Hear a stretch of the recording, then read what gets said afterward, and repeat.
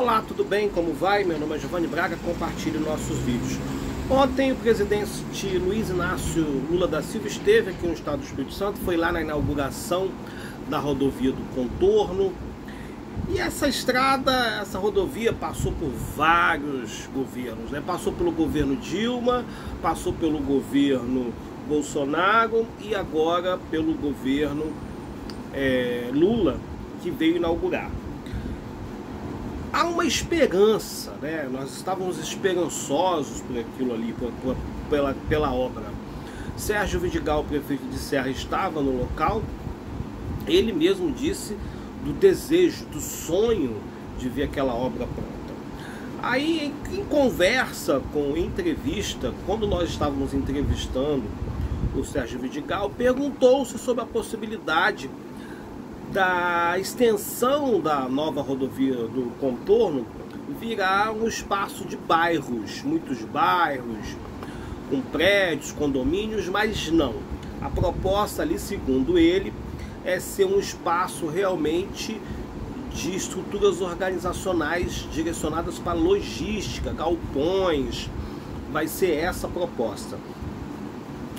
E ele disse também que com a retirada desse trânsito pesado que corta a região central de Serra e bairros populosos como Laranjeiras, enfim, toda aquela extensão ali de Carapina até Cariacica, até Serra Sede, onde fica a prefeitura, vai ter a retirada dos caminhões, porque eles vão passar pela rodovia do Contorno e vão pegar essa nova rota aí que é ali depois de Alphaville. Enfim, um calor horroroso. Eu tentei passar, estava em Jacaraípe, tentei passar por depois da prefeitura, né? Eu, em vez de entrar na prefeitura e descer ali por dentro da zona rural ali, não, eu dei a volta, fui lá para baixo e tentei entrar logo na BR, logo na rodovia do Contorno, mas o trânsito estava impedido com a presença da Polícia Federal. Então nós voltamos e entramos lá por Alphaville não, por dentro da serra. Tinha vários bloqueios e só podia entrar quem estava com credenciamento, uma coisa assim. Enfim, foi um evento com muitos apoiadores do presidente Lula. A bancada de esquerda estava presente lá e a bancada também que na gestão passada não era de esquerda, mas que agora apoia o governo Lula. Presença do governador Renato Casagrande, presença do Hélio Salomão, presença da outra Jaqueline, que também é deputada federal, presença do secretário de Educação que encontrou comigo. Eu falei: secretário, vamos dar uma entrevista. Depois eu volto aqui para dar entrevista. Mas aí ele foi seguindo o caminho dele, acabou não dando uma entrevista para o nosso canal. Mas quem? A bancada Irine Lopes, João Cosa, que provavelmente vai ser candidato à prefeitura de Vitória, e o ministro também, enfim, o senador Cantarato Fabiano, que provavelmente na próxima eleição será candidato ao governo do estado do Espírito Santo. Enfim, toda a classe política apoiadora do governo Lula estava presente. E apoiadores também, lideranças comunitárias, lideranças sindicais, professores, enfim, muitas pessoas estavam lá. E é fato constatado que Lula, a presença de Lula começa, a voz dele muda. Afinal de contas, o Lula está com mais de 80 anos, então a voz dele começa a pesar, a tonalidade de voz dele muda. E em todo o discurso de Lula, percebe-se que ele perdeu uma boa parte criticando as ações do governo passado, do governo Bolsonaro. Ele chama Bolsonaro de coisa e fala que a família brasileira nesse período do governo anterior viveu em conflito, as famílias foram destruídas pelo governo Bolsonaro porque houve uma divisão entre direita e esquerda, as famílias brigaram por causa dessas diferenças políticas partidárias dentro do território brasileiro. E Lula também acrescentou que na gestão de Jair Bolsonaro ele não investiu não fez nenhuma grande obra no Espírito Santo. Também pontuou que o seu governo tem gasto muito mais em transporte do que o presidente Bolsonaro. Também disse da possibilidade de investimento em ferrovia. Eu gostaria de ter perguntado para ele, mas não deu tempo, sobre investir em transporte ferroviário, sim, investir em trem, em metrô no Espírito Santo, que aqui nós só temos o transporte rodoviário. Investir no trem, investir no metrô, interligando toda a Grande Vitória, seria um sonho para todo capixaba. Enfim, foi um momento bonito, sim, histórico, com a presença do presidente da República aqui no Espírito Santo. Foi um momento emocionante e nós precisamos entender o seguinte: o que o brasileiro precisa entender, que nós não devemos ter fanatismo político partidário. Nós precisamos torcer pelo governo. Se o projeto é bom para o povo brasileiro, apoia-se.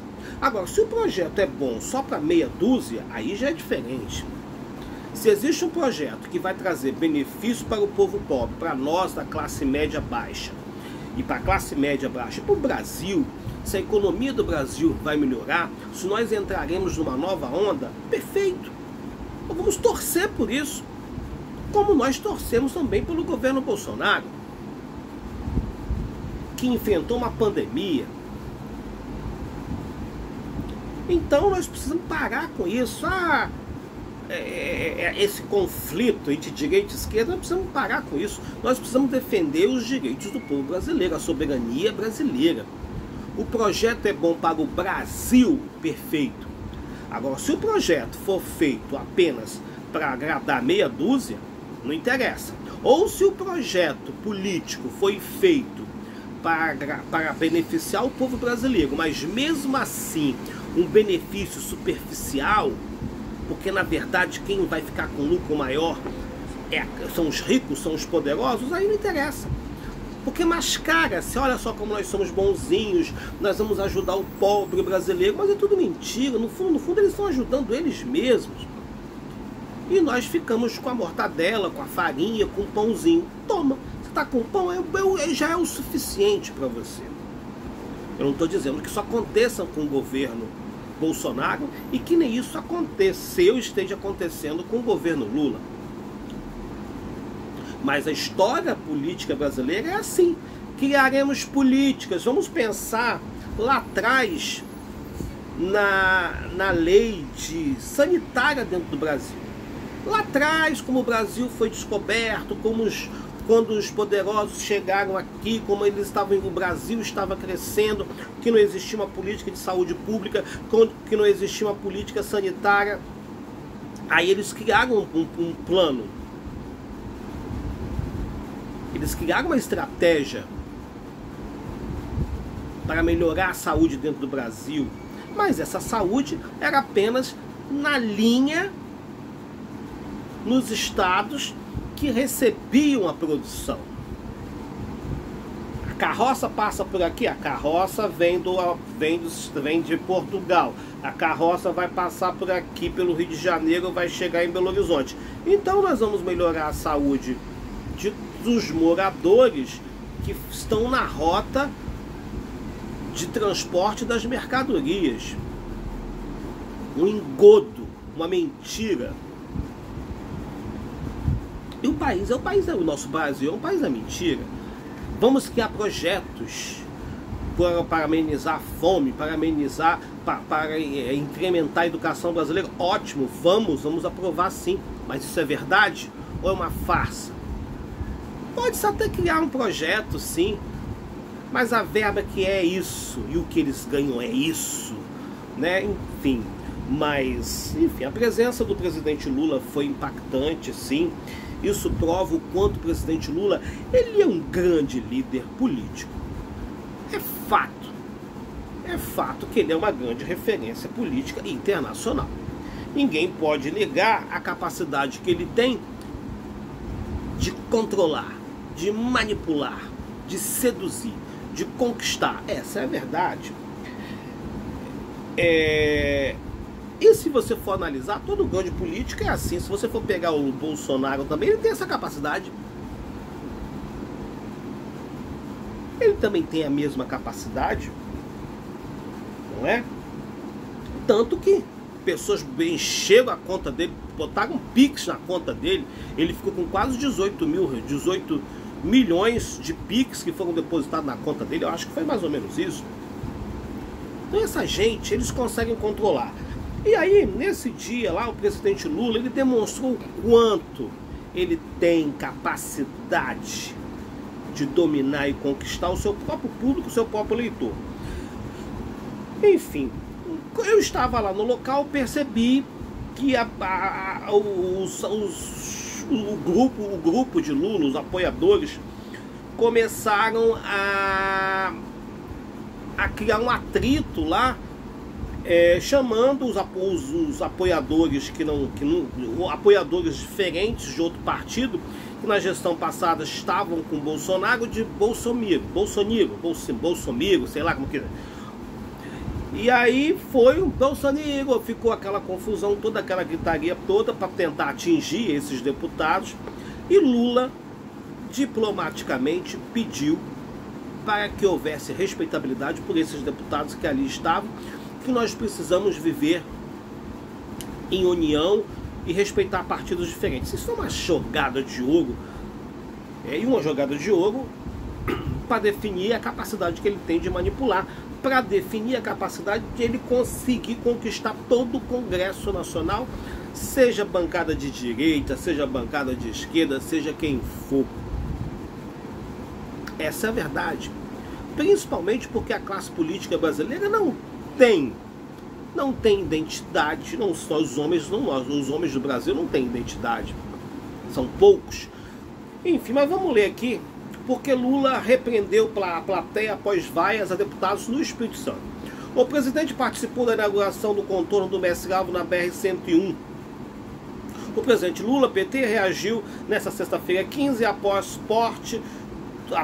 parte do público vaiar um deputado federal do Podemos durante a cerimônia de inauguração do contorno do Mestre Alvo da BR-101 do Espírito Santo. No momento em que Lula agradeceu aos presentes, houve aplausos e vaias.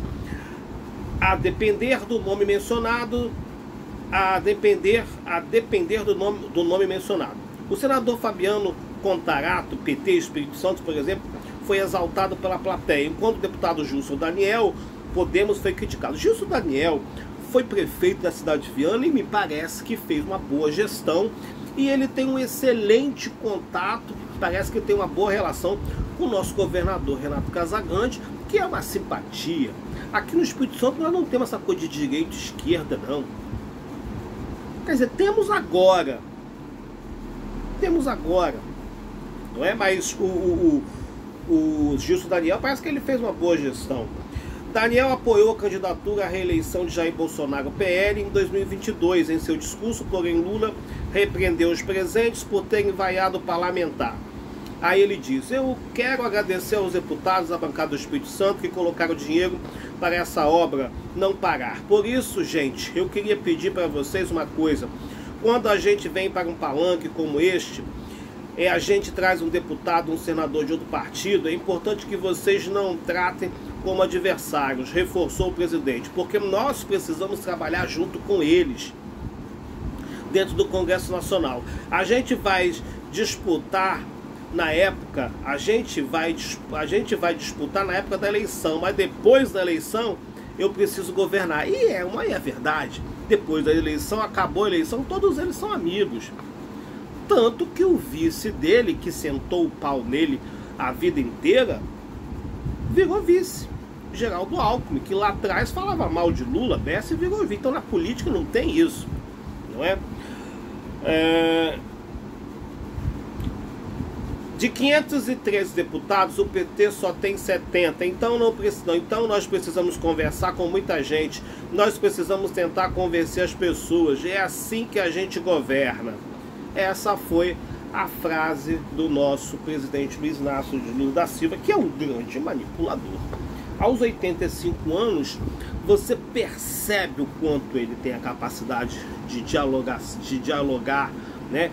Uma relação dialógica dentro dos grupos, obviamente para benefício do seu partido. E outra coisa que me impressionou foi a forma meio nervosa de Renato Casagrande ali. Parecia que Renato Casagrande estava nervoso no palanque, né? E Renato Casagrande é um homem que está acostumado a fazer inaugurações em vias públicas. E a gente sempre encontra com ele, fala com ele, mas dessa vez foi quase impossível chegar perto de Renato Casagrande, porque ele estava perto do presidente da República. Existe uma larga diferença entre Jair Bolsonaro e Lula.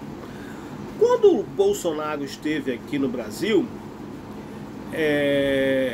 eu consegui me aproximar dele, consegui falar com ele, só que eu não consegui entrevistá-lo porque o pessoal não deixou.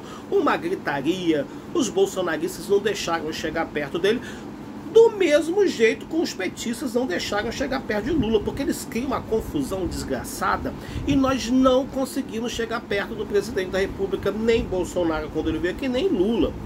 Então, se você for analisar aí, os lulistas e os bolsonaristas são parecidíssimos. Quando o Bolsonaro veio aqui no Brasil, o Bolsonaro ia falar comigo, veio um desgraçado, começou a gritar. Eu não consegui fazer o vídeo porque ele atrapalhou a gravação. De tanto que gritava. Mesma coisa aconteceu com Lula. Precisou Lula intervir naquele momento para pedir que o grupo parasse de atacar do ex-prefeito de Viana. Enfim, compartilhe nossos vídeos, se inscreva no canal. Moral da história: nós precisamos parar com essa conversinha fiada de direita e esquerda. Se Lula tem um projeto para o Espírito Santo, ele falou também em ferrovia, que ele vai criar um projeto aí para ferrovia. Se o projeto é bom, eu não quero saber se é Lula, eu não quero saber se é de esquerda, se é de direita, eu quero saber o que vai trazer para o Espírito Santo. Pronto, acabou. E é assim que nós temos que pensar. Conversei, entrevistei o Sérgio Vidigal, que está animadíssimo, parece que ele vai mudar ali, toda a BR-101 vai criar uma avenida, e nós precisamos torcer. Tem que torcer porque ele faça o melhor. Igual o prefeito passado, Aldir Fax, tinha que torcer para que ele fizesse coisa boa. Nós precisamos torcer para que dê certo, para que faça o Espírito Santo crescer. É isso. É isso. Parar com essa coisa de direita e esquerda. O presidente Lula veio, falou que vai investir, vai querer criar um projeto de ferrovia aqui no Brasil, no Espírito Santo. Ótimo. De repente, quem sabe, não se cria o metrô aí pro Espírito Santo. Pronto, acabou. Se o Bolsonaro tivesse ganho a eleição, quem iria inaugurar, suponho eu, seria ele. Só que não ganhou. Quem ganhou foi Lula. Então tem que apostar, tem que falar. Isso aí, Lula, faça pelo Espírito Santo e pronto, acabou. Compartilhe, se inscreva. Meu nome é Giovanni Braga. Até mais, obrigado.